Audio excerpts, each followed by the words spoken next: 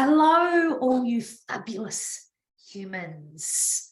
Got some really cool content to share with you today based on an interesting conversation that I had with a business owner the other day. And it was funny because obviously, I do marketing and I do coaching, and the two of those services really do come together a lot of the time. A lot of the questions that I get from my marketing clients cross over into, business strategy and all of that sort of thing. But basically, I had a long-term marketing client actually come to me the other day and say, Chrissy, these ads that we've got running at the moment, they're really attracting the wrong types of clients. These clients are not converting over to treatment plans anymore. And I thought, wow, really? That's interesting.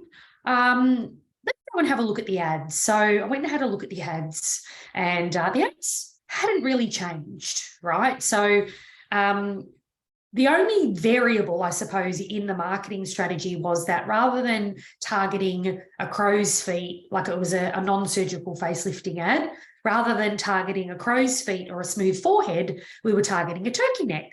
And it was the same price point as those other areas. So I thought, well, from a marketing perspective, it shouldn't actually be bringing in different types of clients. It's anti-aging and it's the same price point.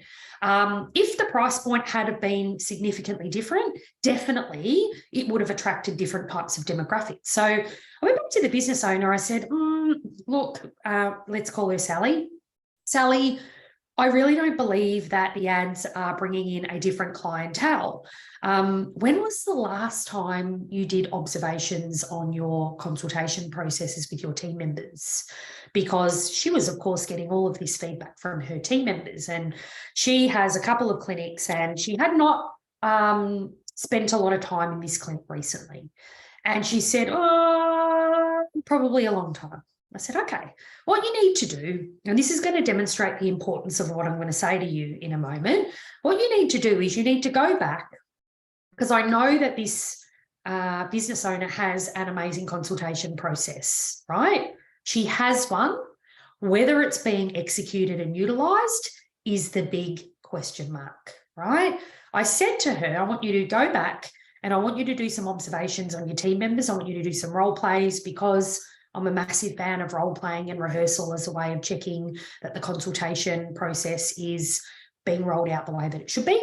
And then I want you to come back to me and let me know whether your consultation process is exactly the way that it needs to be.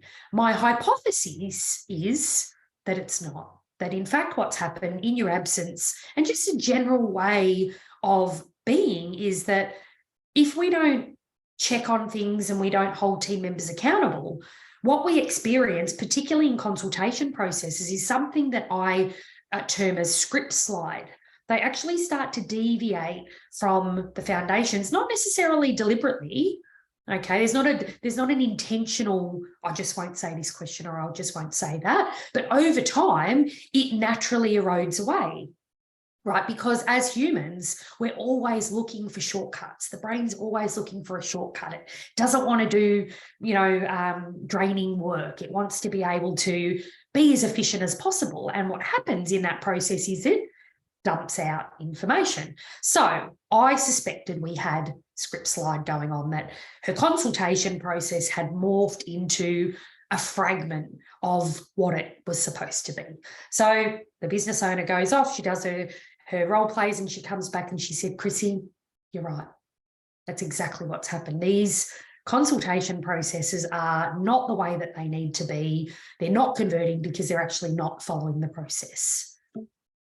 But it could have been easily misdiagnosed as a different clientele, a different, these clients are a lot more resistant. And I think the thing is that it is very common, and the only reason why I know this is because I had to work through it with my own team when I had my clinic. It's very easy to think that it's the client as being the one that doesn't want to commit and, and is not motivated and all of that sort of stuff. But you can actually influence that person around their levels of commitment and motivation with a good consultation process.